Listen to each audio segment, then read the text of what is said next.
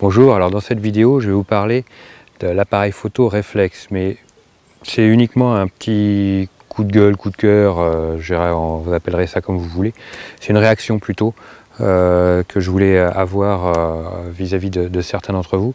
Là j'ai passé quelques semaines en déplacement, en voyage pour le boulot, et je me suis rendu compte que beaucoup de gens propriétaires d'un réflexe regardaient leur écran pour viser.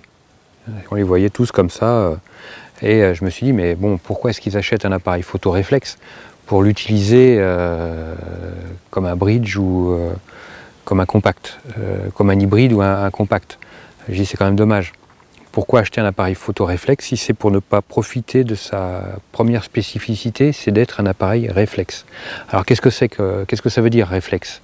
La visée réflexe, c'est que votre regard va rentrer par l'œilleton, ici, et va naturellement, par un prisme qui est dans la tête ici, descendre et aller taper dans le miroir qui est devant le capteur pour aller voir à travers l'objectif.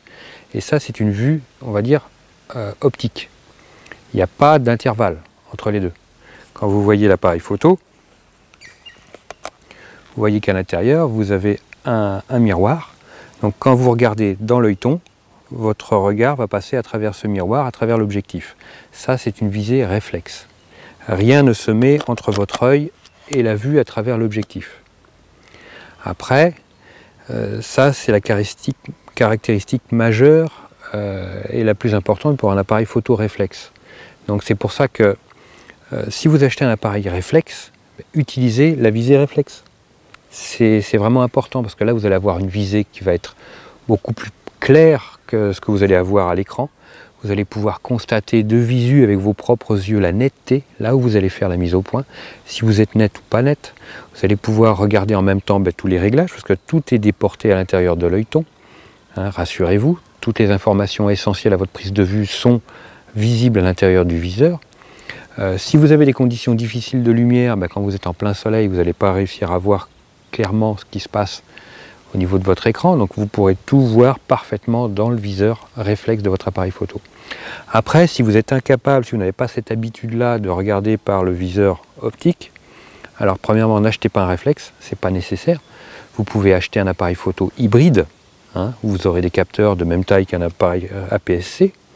Hein, vous avez des boîtiers hybrides qui ont des capteurs APS-C qui fonctionnent très bien. J'en possède un moi aussi. Et vous aurez aussi la possibilité d'avoir des optiques interchangeables. Donc voilà, et là vous pourrez aussi profiter, viser avec l'écran, tout simplement.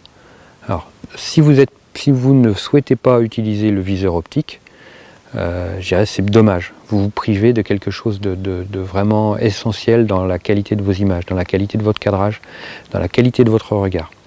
Parce que pour le moment, aucun viseur électronique n'arrive à la hauteur d'un viseur optique. Ça, même les viseurs OLED ne font pas la maille. Moi j'en ai un sur mon Alpha 6000. Je peux vous dire que c'est pratique, le viseur électronique. Je n'utilise que lui, hein, j'utilise même pas l'écran. Mais bon, c'est pas du viseur optique. Voilà, c'était ma remarque.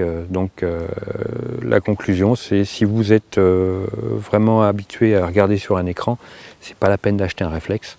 Achetez un hybride avec un capteur APS-C. Et puis sinon, imposez-vous à regarder, éteignez l'écran, imposez-vous à regarder à travers ce viseur et vous verrez que les choses seront beaucoup plus simples dans votre regard, seront beaucoup plus évidentes. Enfin, ça n'est que mon avis et j'espère vous convaincre. Merci à tous et puis à très vite sur commentphotographier.com.